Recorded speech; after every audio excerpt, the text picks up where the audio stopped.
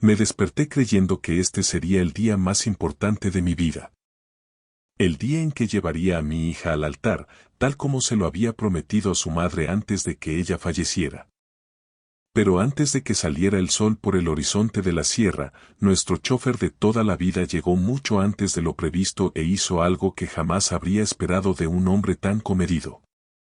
Abrió la puerta trasera de su sedán negro y, con una fuerza impropia de su edad, me empujó al interior, cubriéndome rápidamente con una manta de lana pesada que guardaba en el maletero. ¿Pero qué haces, Martín? ¿Te has vuelto loco? Susurré furioso, forcejeando desde la oscuridad asfixiante del coche. Por favor, don Fernando, se lo ruego, respondió él con una urgencia quebrada en la voz. Escóndase y no haga ruido. Hay algo que tiene que ver con sus propios ojos antes de que sea tarde.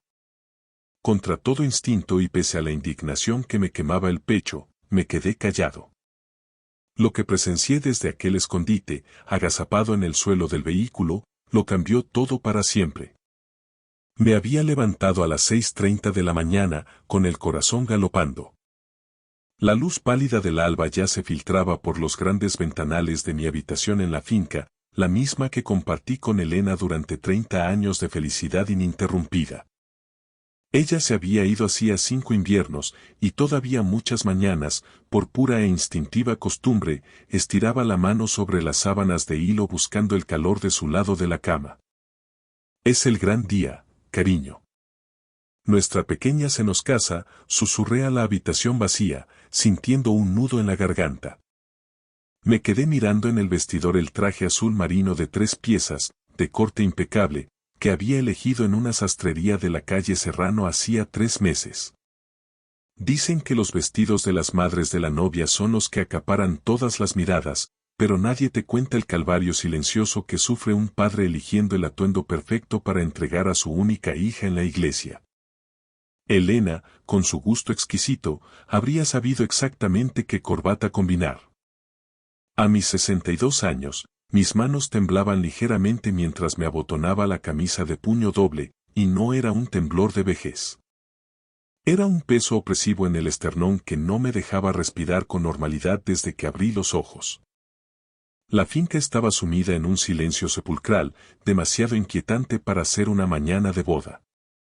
Lucía se había quedado en un hotel de 5 estrellas en el centro de Madrid, cerca de la Puerta de Alcalá, con sus damas de honor respetando esa vieja tradición de que el novio no debe ver a la prometida antes de encontrarse frente al altar. Bajé a la cocina y me preparé un café solo, corto, cargado y muy amargo, tal como me acostumbré a tomarlo durante décadas de tensas reuniones de negocios en los despachos de la Castellana. Todo parecía estar bajo control. La carpa blanca inmaculada ya estaba instalada en el jardín para el convite posterior, los centros de flores frescas, el catering. Todo estaba en su sitio, menos mi paz interior. Miré una foto en mi móvil de hacía apenas 2 meses. Lucía y Mateo sonriendo durante su fiesta de compromiso en el club de campo. Ella irradiaba una luz y una alegría que no veía en sus ojos desde la muerte de su madre. Mi niña era feliz de nuevo, o eso quería creer yo. ¿No era eso lo único que importaba? ¿Lo que Elena me suplicó en aquella habitación de hospital? Cuida de nuestra pequeña, Fernando. No dejes que nada le haga daño. Prométemelo. El sonido crujiente de neumáticos rodando sobre la grava del camino de entrada me sacó de mis amargos pensamientos. Miré el reloj de pared. Las 6:55. Martín no debía llegar hasta las 8:30 para llevarme con calma hacia la Catedral de la Almudena. Salí a la puerta principal y vi el coche negro de Martín Ferrer frenando de forma brusca, levantando una pequeña nube de polvo. Martín llevaba a nuestro servicio más de 20 años, era más que un empleado, era parte de la familia. Él fue quien llevó a Elena a toda prisa al hospital la noche que nació Lucía, y él mismo fue quien me condujo a ese mismo hospital la fatídica noche en que Elena ya no regresó con nosotros. Si quedaba alguien en este mundo en quien confiara ciegamente, era en él. Pero cuando bajó del coche, vi una expresión en su rostro que me heló la sangre. Era puro miedo. Un miedo real, visceral, de esos que te tensan la mandíbula hasta el dolor y te hacen cerrar los puños de forma inconsciente. Martín, ¿qué pasa? ¿Has tenido algún problema con el coche? Pregunté bajando los escalones del porche. Señor Álvarez, necesito que confíe en mí más que nunca, dijo en un susurro apenas audible, oteando los árboles circundantes como si las sombras tuvieran oídos. Suba al coche. Ahora mismo. Por lo que más quiera, hágalo. Su tono de voz, cargado de una gravedad desconocida, hizo que se me encogiera el estómago. Me estás asustando de verdad, Martín. Debería estar asustado, señor. Pero no de mí. Jamás tenga miedo de mí. Abrió la puerta trasera con un gesto decidido. Lucía está a punto de cometer el error más devastador de toda su vida y usted es el único hombre sobre la tierra que puede evitarlo. Suba, no nos queda ni un segundo que perder. Me subí al asiento trasero, confundido y alarmado. El interior del coche mantenía ese aroma familiar ambientador de lavanda que Martín siempre utilizaba. Todo parecía estar en orden, salvo por la surrealista situación de encontrarme tumbado bajo una manta en el suelo del vehículo, con mi mejor traje de gala puesto, mientras Martín arrancaba el motor con violencia. ¿A dónde me llevas exactamente? Pregunté desde la penumbra del suelo. A que vea con sus propios ojos la verdadera cara de Mateo Palmer, respondió Martín con una frialdad que me aterró. Y luego, si Dios quiere, me ayudará a salvar a su hija de un destino terrible. El mundo se volvió una mancha oscura y asfixiante bajo esa manta de lana, pero mis sentidos, especialmente el oído, se agudizaron de manera casi animal. Apenas 10 minutos después, tras un trayecto que se me antojó eterno, el coche se detuvo suavemente. Escuché el eco metálico del cierre centralizado y el clic seco de la puerta del copiloto al abrirse. Alguien subió al vehículo y, al instante, una bofetada de colonia cara y penetrante inundó el habitáculo. No era el aftershave discreto de Martín, era un aroma más fuerte, más joven y agresivo, de esos que buscan marcar territorio. Buenos días, Martín, dijo una voz suave, aterciopelada y cargada de una seguridad insultante. Mateo Palmer. Mi futuro yerno. Buenos días, Sr. Palmer, respondió Martín, manteniendo una neutralidad profesional tan perfecta que me resultó aterradora. Un día precioso para una boda, ¿verdad? Continuó Mateo. Escuché el crujido sutil del tejido de su smoking al acomodarse en el asiento de cuero. Todavía no puedo creer que esto esté pasando realmente. Es un gran día, sin duda alguna. El coche se puso de nuevo en marcha. Bajo la manta, el aire se volvía cada vez más pesado, caluroso y cargado de una tensión que me hacía sudar. De repente, el silencio fue interrumpido por la vibración insistente del móvil de Mateo sobre el salpicadero. Debe de ser mi novia, dijo él, y por su tono pude adivinar esa sonrisa perfecta que solía encandilar a todos en nuestras cenas familiares. Hola, preciosa. No, no estoy nervioso. Bueno, quizás un poco, lo normal. Vas a dejarme sin aliento cuando entres por esa puerta, ¿verdad? Siempre lo haces. Yo también te quiero, cariño. Nos vemos en el altar, mi sol. Mi sol. Así llamaba a mi hija en la intimidad. Se me cerró el pecho con un dolor agudo. En ese preciso momento, Lucía probablemente estaría frente al espejo de su habitación de hotel, radiante, envuelta en encajes blancos y creyendo ciegamente en cada palabra de este hombre. La llamada terminó y, por un segundo de debilidad, llegué a pensar que Martín se equivocaba catastróficamente. Mateo sonaba realmente enamorado, con una ternura que parecía genuina. Pero entonces, apenas unos segundos después de colgar, el teléfono volvió a sonar. Joder. Masculló Mateo, y esta vez el insulto sonó como un látigo. Su tono cambió por completo, de una forma que me hizo estremecer. La calidez fingida desapareció, reemplazada por una voz gélida y cortante. Te dije que no llamarás a este número, y menos hoy. No, ahora no puedo hablar. Estoy en el coche con el chofer. Hubo una pausa cargada de electricidad. Escuché una voz metálica al otro lado de la línea, filtrándose desde el auricular. Era demasiado baja para entender las palabras, pero sonaba urgente y desesperada. Dije que nos encargaríamos de todo. Todo va según lo previsto, sentenció Mateo con una dureza que nunca le había conocido. 3 meses, ese es el trato, no antes. Acordamos el plazo. No me vuelvas a llamar hasta que... Se detuvo un instante y terminó en un susurro áspero que me revolvió las entrañas, hasta que esté hecho. Colgó con una violencia que casi pude sentir. El silencio que siguió fue asfixiante, solo roto por el rumor del motor. ¿Todo bien, Sr. Palmer? Preguntó Martín con una calma gélida, casi inquisitiva. Sí, sí. Solo negocios que no pueden esperar, ya sabes cómo es esto, trató de reír Mateo, pero su risa sonó hueca, forzada y carente de cualquier rastro de humor. La gente cree que porque sea el día de tu boda, el mundo tiene que detenerse, pero el dinero no descansa. 3 meses. No antes. Hasta que esté hecho. ¿De qué demonios estaba hablando? Bajo la manta, mis manos se cerraron en puños tan apretados que las uñas se clavaron en mis palmas. Esa segunda llamada no era de amor, ni se trataba de negocios legítimos. Era algo calculado, oscuro y frío.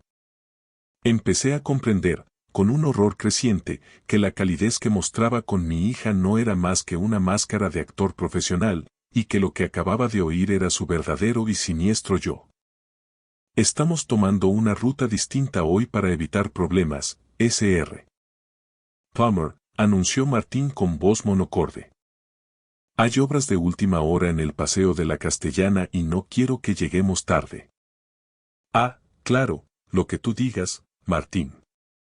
Tú eres el que conoce estas calles, respondió Mateo con desdén, sin sospechar nada. Empezó a teclear frenéticamente en su móvil. Yo seguía allí, agazapado en la oscuridad, escuchando cada cambio de marcha y sintiendo cada giro del coche. Martín me había metido en este escondite para que escuchara esto, pero la duda me quemaba por dentro.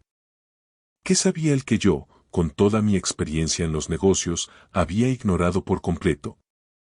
Dime, Martín, ¿cuánto tiempo llevas exactamente trabajando para los Álvarez? Preguntó Mateo de repente, con un tono que buscaba ser casual pero sonaba a interrogatorio. 20 años este próximo septiembre, señor, respondió Martín sin vacilar. Es mucho tiempo, toda una vida. Debes de estar muy unido a la familia, supongo. Considero un honor servirles y proteger sus intereses, señor. Fernando parece un buen hombre, continuó Mateo, y pude notar un rastro de burla en su voz. Un poco anticuado, de la vieja escuela, pero sólido. El tipo de suegro que querrá seguir involucrado en cada detalle de la empresa y de la vida de su hija, imagino. El Sr. Álvarez ama profundamente a su hija, señor. Por ella haría cualquier cosa. Cuento con eso, la voz de Mateo adquirió una cualidad extraña, casi depredadora. Un hombre que ama tanto a su hija hará lo que sea necesario para verla feliz y protegida, ¿no cree usted? Supongo que sí, señor. Bien. Eso es muy bueno para todos. Se me erizó el vello de la nuca bajo la manta. No eran solo las palabras, sino el tono gélido y utilitario. Era como si Mateo estuviera haciendo un cálculo privado sobre mi valor y mi capacidad de sacrificio. El coche giró bruscamente y sentí que nos alejábamos definitivamente del centro de la ciudad. Mi brújula interna, forjada en años de recorrer Madrid, me decía que no íbamos hacia la Catedral de la Almudena. Íbamos hacia el sur, dejando atrás los barrios nobles, hacia las zonas industriales y residenciales más humildes y grises. Maldita sea. Mateo volvió a maldecir en voz baja al ver su móvil vibrar por tercera vez. Mira, Martín, tengo que hacer una parada rápida antes de ir a la iglesia. Es un asunto personal, no tardaré ni 5 minutos. Por supuesto, señor. ¿A dónde debo dirigirme? Preguntó Martín, aunque yo ya sabía la respuesta. Calle de la Oca, en Carabanchel. Ya sabes dónde es, ¿verdad? Dijo Mateo con impaciencia. Martín no dudó ni un segundo en el giro. Él ya sabía exactamente a dónde íbamos. Por eso me había escondido allí, para que viera el final de la mentira en el corazón de un barrio donde Mateo Palmer no debería tener nada que buscar en el día de su boda. El coche se detuvo con un leve traqueteo sobre una superficie irregular. Escuché el sonido metálico de la puerta de Mateo al abrirse y el roce de sus zapatos contra el suelo. Dame unos minutos, Martín. No apagues el motor, bajo y subo, ordenó Mateo con ese tono imperativo que ahora me resultaba repulsivo. Sus pasos, rápidos y decididos, se alejaron hacia lo que parecía el portal de una vivienda. En cuanto el silencio se hizo en el habitáculo, Martín abrió la puerta trasera desde fuera y se asomó con cautela, retirando la manta que me cubría. Señor Álvarez, tiene que ver esto con sus propios ojos. Pero por lo que más quiera, quédese agachado.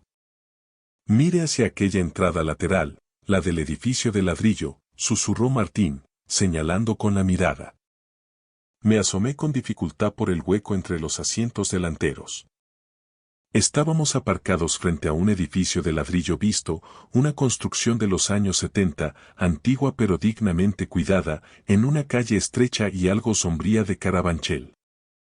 Era un barrio obrero, un mundo de gente madrugadora y manos curtidas que Mateo Palmer jamás nos había mencionado. Él nos había contado una historia perfecta de orfandad y superación. Que sus padres habían muerto en un accidente en el extranjero, que no tenía hermanos, que era un hombre hecho a sí mismo, solo en el mundo. Vi a Mateo subir los escalones de piedra con una familiaridad pasmosa. Sacó un manojo de llaves, abrió el portal y entró sin llamar, como quien entra en su propio hogar después de una larga jornada. Mi corazón latía desbocado, golpeando mis costillas con una fuerza que me mareaba. Minutos después, la puerta lateral que daba a un pequeño patio interior se abrió. De ella salió una mujer de unos 30 años, llevaba el pelo recogido en una coleta desordenada y vestía unos vaqueros desgastados y una camiseta de algodón que había visto mejores tiempos. Su rostro reflejaba un agotamiento profundo, con esas ojeras violáceas propias de quien no duerme por la angustia de las facturas sin pagar o las noches en vela. Se cruzó de brazos en un gesto defensivo, casi hostil. Mateo, por favor, no puede seguir apareciendo así. No puede seguir haciéndonos esto, dijo ella con una voz tensa, quebrada por la fatiga. No alcancé a escuchar la respuesta de él, pero vi la cara de ella transformarse. Era una mezcla insoportable de frustración, rencor y un miedo latente. Y entonces, ocurrió lo que terminó de romperme el alma.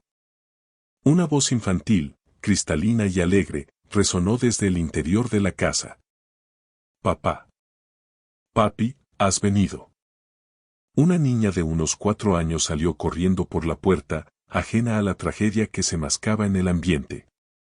Tenía unos rizos rubios idénticos a los de Mateo y apretaba contra su pecho un conejo de peluche despeluchado. Mateo salió tras ella, su rostro se iluminó de una forma que nunca había visto en nuestras cenas de gala, y la levantó en vilo. La pequeña le rodeó el cuello con los brazos y él la besó en la cabeza con una ternura infinita, una devoción que me pareció la mayor de las traiciones. Hola, mi cielo, murmuró él, pegando su mejilla a la de la niña. Hoy no puedo quedarme a jugar, lo siento mucho. Pero dijiste que jugaríamos a la merienda con el SR. Orejas, protestó la niña con un puchero que me recordó dolorosamente a Lucía cuando era pequeña.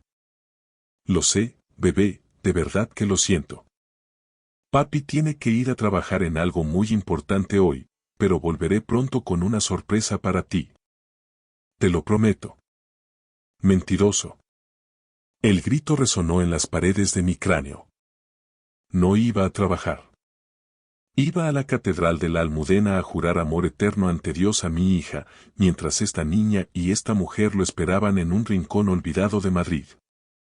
La mujer, Marta, se acercó a él con paso pesado. Mateo, tenemos que hablar de lo que me dijiste ayer. De los plazos. Ahora no, Marta, la voz de él se volvió cortante, recuperando esa frialdad gélida que le había oído en el coche. Bajó a la niña con brusquedad. Mía, ve adentro a terminar el desayuno con los dibujos. Mamá y yo necesitamos hablar un minuto a solas. La pequeña entró obediente. Marta se enfrentó a él, clavándole los ojos. No puedes seguir mintiéndole así. Pregunta por ti cada hora del día. No entiende por qué te vas tanto tiempo, ni por qué tienes que esconderte. Lo tengo todo bajo control, joder, respondió Mateo entre dientes, mirando hacia la calle con nerviosismo. Confía en el plan. ¿Controlado? Te casas hoy mismo con esa mujer. Con la rica. ¿Cómo puedes llamar a eso controlar? Preguntó ella con una mezcla de asco y desesperación. Me quedé sin aliento, sintiendo que el oxígeno desaparecía del coche. Ella lo sabía. No era una víctima engañada, era una cómplice desesperada o una rehén de las circunstancias. Te expliqué el plan punto por punto, siseó Mateo, agarrándola por el brazo. 1 año. Solo necesito aguantar 1 año. Con el dinero de los Álvarez pago mis deudas con Greco y seremos libres de una vez. Mía tendrá el tratamiento médico privado que necesita en Suiza. Empezaremos de cero lejos de aquí, donde nadie nos conozca. ¿Y ella? Susurró Marta con un hilo de voz. ¿Y Lucía? Le vas a destrozar la vida, Mateo. Es una persona, no un cajero automático. Se recuperará. Los ricos siempre encuentran la forma de lamerse las heridas con billetes, sentenció él con un cinismo que me dio náuseas. Quise salir del coche en ese instante, agarrarlo por las solapas del smoking y exigirle que me mirara a los ojos mientras le hundía la vida. Pero la mano firme de Martín se posó sobre mi hombro, sujetándome con fuerza. Espere, don Fernando, susurró Martín con los ojos fijos en la escena. Aún no lo ha visto todo. Hay algo más, algo que conecta a este Greco con su propia empresa. Mateo se acercó a Marta y le habló en un tono que pretendía ser tierno, pero que a mis oídos sonaba a veneno puro. Hago este sacrificio por nosotros. Por el futuro de Mía. Si no lo hago, Greco nos matará a los 3. Confía en mí por última vez. Dejé de confiar en ti el día que compraste ese anillo con el dinero que nos quedaba para el alquiler, respondió ella dándole la espalda. Mateo consultó su reloj de pulsera, un reloj que yo mismo le había regalado por su compromiso, y se marchó hacia el coche sin decir una palabra más. Marta se quedó allí, en medio del patio, con los hombros hundidos bajo el peso de una verdad insoportable, y volvió a entrar en la casa. Me quedé gélido, petrificado en el suelo del coche. Mateo Palmer no solo era un mentiroso, era un parásito que pretendía usar a mi hija como escudo financiero. Lucía no era para él más que una transacción, una cuenta bancaria con cara bonita que le serviría para salvar su propio cuello y el de su verdadera familia. Sr. Álvarez, vuelva a cubrirse, dijo Martín con una voz sombría mientras veía a Mateo acercarse. Aún no hemos terminado. Hay algo mucho peor que debes saber antes de que lleguemos a la iglesia. Me acomodé de nuevo en el suelo del coche, con las extremidades rígidas y el pulso vibrando en mis sienes como un tambor de guerra. Martín, aprovechando que Mateo se había alejado unos metros para hacer una última y tensa llamada frente al portal, se giró hacia atrás y me tendió su teléfono móvil. Hay algo mucho más grave que una doble vida, señor Álvarez, dijo con una voz que denotaba una fatiga moral absoluta. Mire esto. No es solo dinero. Es su vida. En la pantalla brillaba la captura de un correo electrónico enviado desde una cuenta encriptada. El asunto era aséptico, casi empresarial. Operación liquidación. Fase final. Mis ojos recorrieron las líneas con horror. Objetivo. 3 meses tras el enlace. Prioridad. Fallecimiento por causas accidentales. Sin rastro de terceros. Prima de éxito. 100.000 euros al cierre. Sentí como si mi sangre se transformara en esquirlas de hielo. Martín deslizó el dedo por la pantalla para mostrarme la siguiente imagen. Eran mensajes de una aplicación de mensajería privada. El sujeto sale de la finca a las 8:30. Ruta habitual por la 6 dirección Pozuelo de Alarcón hacia su despacho principal. Los martes suele ir solo con el chofer. Puntos ciegos identificados en el kilómetro 18. Mi horario. Mis rutas exactas. Mis costumbres más íntimas. Estaba todo allí, esquematizado como el despiece de una res en un matadero. Sí, don Fernando, continuó Martín con una gravedad que me oprimió el pecho. Mateo Palmer no solo busca el patrimonio de los Álvarez. Ha contratado a profesionales para eliminarle a usted. El plan es sencillo. Esperar 3 meses tras la boda, el tiempo justo para que el régimen de gananciales o las disposiciones testamentarias que él ya ha manipulado surtan efecto. Una vez sea legalmente el marido de Lucía y posea plenos poderes en el Consejo de Administración, usted deja de ser necesario. Usted es el último obstáculo. Todo encajó con una precisión macabra.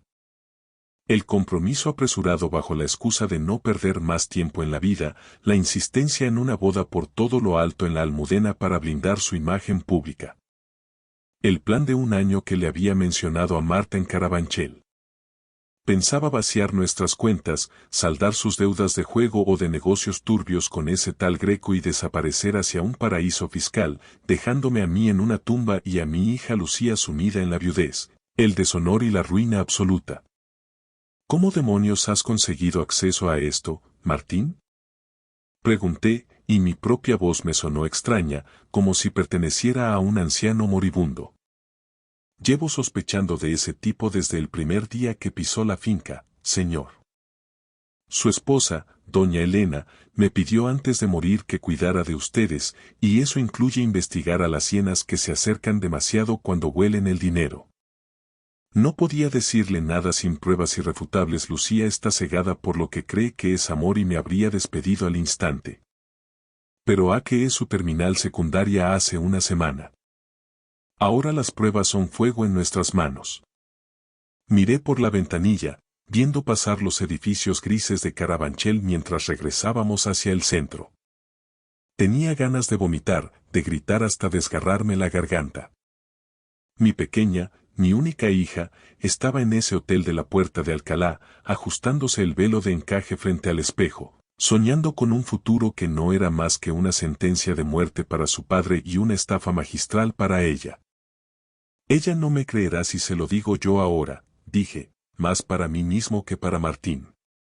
Me verá como un padre controlador, como el hombre que nunca superó la pérdida de su madre y que ahora quiere arruinar su felicidad por puro egoísmo. Me odiará para siempre si detengo la boda sin un escándalo que no deje lugar a dudas. Lo sé, señor. Por eso no puede ser una conversación privada, asintió Martín, mirándome por el espejo retrovisor con determinación. Debe verlo ella misma. Debe caerse la venda frente a todo Madrid. En la casa de Dios, donde él pretende sellar su mentira. En ese momento, el plan se cristalizó en mi mente. Sería algo brutal, público y devastador. Un trauma que la perseguiría años, pero que le salvaría la vida. Saqué mi propio teléfono con manos firmes. Llama a mi abogado de confianza. Dile a Douglas que le quiero en la Puerta de la Almudena en 20 minutos con su equipo legal y los documentos de revocación de poderes. Y llama a la comisaría de la calle Leganitos. Quiero agentes de paisano distribuidos entre los bancos de la iglesia. Esto no es solo un fraude, es una tentativa de homicidio. Hice una pausa, tragando saliva antes de dar la orden más dolorosa. Y Martín. Haz lo que tengas que hacer, pero trae a esa mujer, a Marta y a la niña. Que las recoja otro coche de la empresa. Quiero que estén allí cuando Mateo suba al altar. Eran las 9:20 de la mañana. Faltaban 40 minutos para que empezara la ceremonia. 40 minutos para que el mundo perfecto que mi hija había construido se hiciera pedazos de cristal ante sus ojos. Recordé las últimas palabras de Elena en la cama del hospital. Protégela, Fernando, incluso cuando ella no lo entienda. Especialmente entonces. A veces, amar de verdad significa tener la sangre fría de romperle el corazón a tu hijo para evitar que se lo arranquen del pecho. La atmósfera en el interior de la Catedral de la Almudena era un despliegue de opulencia y elegancia contenida. 200 invitados de la alta sociedad madrileña llenaban los bancos de madera tallada. El aroma a incienso se mezclaba con el de miles de flores blancas que adornaban las columnas, y el órgano soplaba notas de una solemnidad que hacía vibrar el suelo. Caminé por el pasillo central con Lucía del brazo. Ella temblaba de una emoción pura, apretando mi mano con fuerza, buscando en mí el pilar que siempre había sido. Se veía absolutamente hermosa, su vestido de encaje y seda era un tributo viviente al que llevó su madre hace 30 años. ¿Estás bien, papá? Te noto muy pálido, susurró ella bajo el velo, con una chispa de preocupación en sus ojos brillantes. Te quiero más que a nada en este mundo, Lucía. Recuerda siempre eso, fue lo único que pude articular, con el corazón apretado por la culpa de lo que estaba a punto de hacer. Llegamos al altar. Mateo nos esperaba allí, impecable en su chaqué hecho a medida, luciendo esa sonrisa ensayada de yerno perfecto que ahora me provocaba náuseas físicas. Con una parsimonia estudiada, me entregó a mi hija y se colocó a su lado, dándole la mano. El sacerdote comenzó la lectura de los ritos iniciales. Llegó el momento fatídico. El silencio se apoderó de la inmensa nave de la catedral, roto solo por el eco lejano del tráfico de la calle Bailén. Si alguien tiene alguna razón por la que este matrimonio no deba celebrarse, que hable ahora o calle para siempre. Me puse en pie con una lentitud deliberada. El crujido del banco de madera resonó en las bóvedas como un disparo de fusil.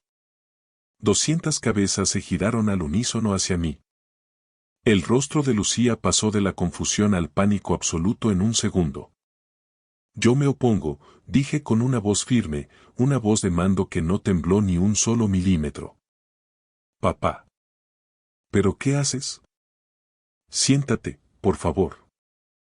Exclamó Lucía, con los ojos anegados en lágrimas de pura vergüenza. Mateo Palmer ya está casado, anuncié, dando un paso hacia el centro del presbiterio para que todos pudieran oírme.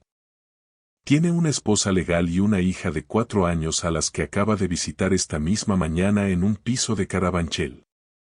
La catedral estalló en un murmullo eléctrico, un avispero de escándalo.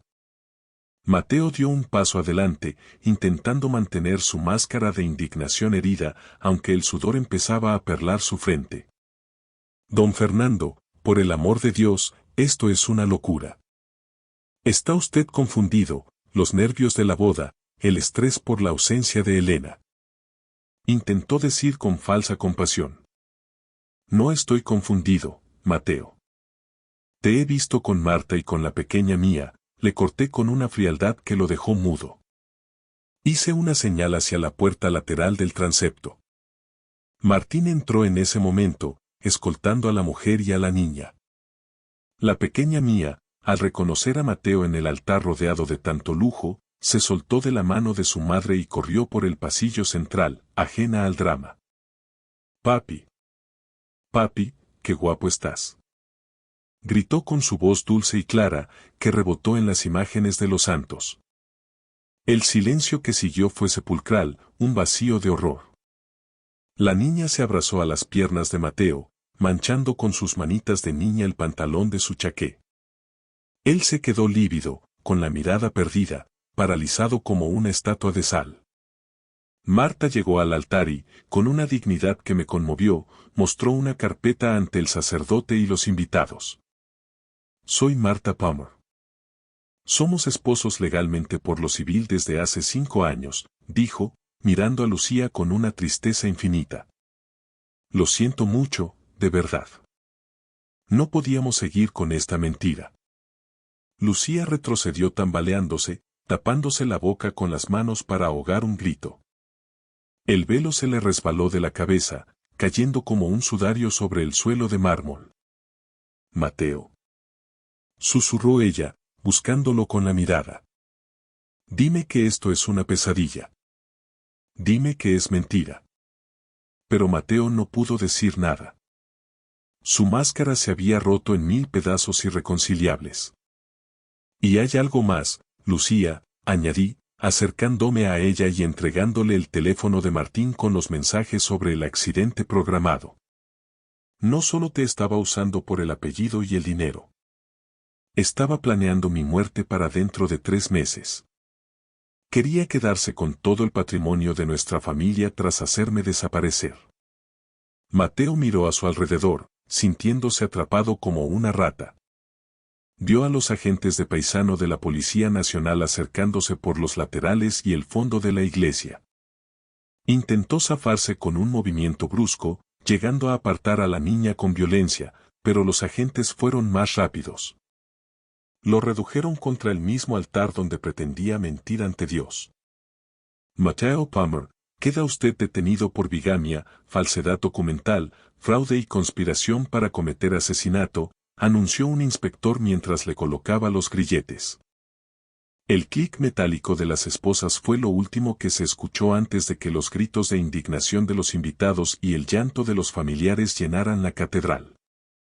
Lucía se desplomó en el suelo, rompiéndose en 1000 pedazos, llorando con un dolor que le salía de las entrañas.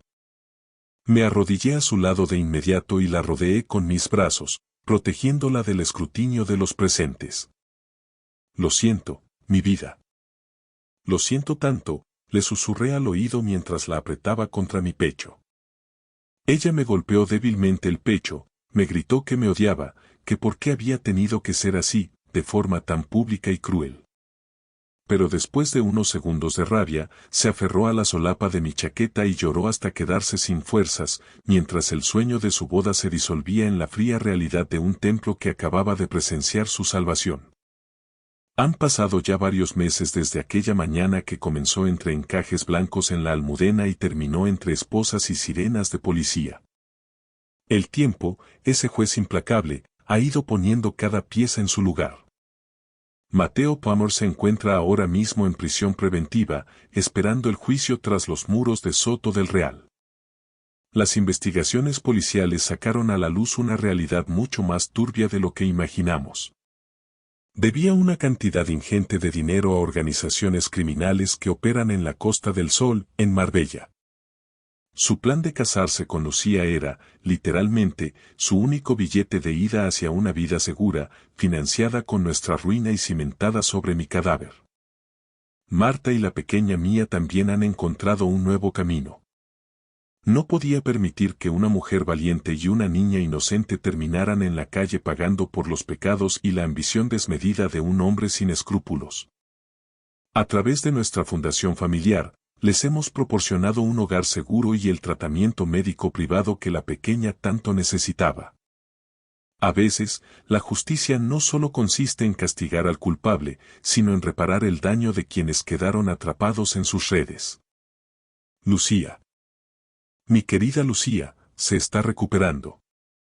Al principio, el golpe fue devastador. Atravesó meses de un silencio sepulcral, encerrada en una depresión que me partía el alma cada vez que pasaba junto a su habitación.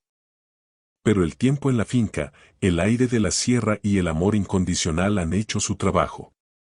Hace apenas unos días, la escuché reír de nuevo mientras paseaba por el jardín. Ha comprendido, con una madurez que me llena de orgullo, que aquel estallido de verdad en la catedral no fue un acto de crueldad por mi parte. No estaba destruyendo su vida, la estaba arrancando, con la fuerza de un padre desesperado, de las fauces de una bestia que la habría devorado viva. He aprendido que la verdadera protección de un padre no tiene nada que ver con la malicia ni con el deseo de controlar. Se trata de la capacidad de interponerse entre tu hijo y el abismo, cueste lo que cueste, incluso si el precio es tu propio prestigio. Es la voluntad inquebrantable de aceptar el papel de villano a sus ojos durante un tiempo, con tal de que ella pueda tener, sencillamente, un futuro donde despertar a salvo. Doy gracias al cielo cada mañana por la lealtad de Martín. No todo el mundo tiene la inmensa suerte de contar con un hombre de honor que se atreva a cruzar la línea para decir la verdad cuando todo el mundo prefiere mirar hacia otro lado. Su valentía, al arriesgar su puesto y nuestra confianza para abrirme los ojos, es algo que nunca podré pagarle del todo. Proteger a la familia nunca es un error, por muy amarga que sea la medicina.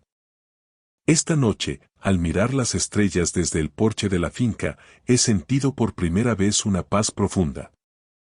He mirado la foto de Elena que siempre llevo conmigo y, con un nudo de alivio en la garganta, he podido decirle por fin: Elena, descansa tranquila. He cumplido mi promesa. Nuestra hija está a salvo. Gracias por escuchar mi historia hasta el final. Si resonó contigo, dale like, escribe en los comentarios qué fue lo que más te tocó y no olvides decir de dónde eres. Suscríbete al canal, vienen muchas más historias.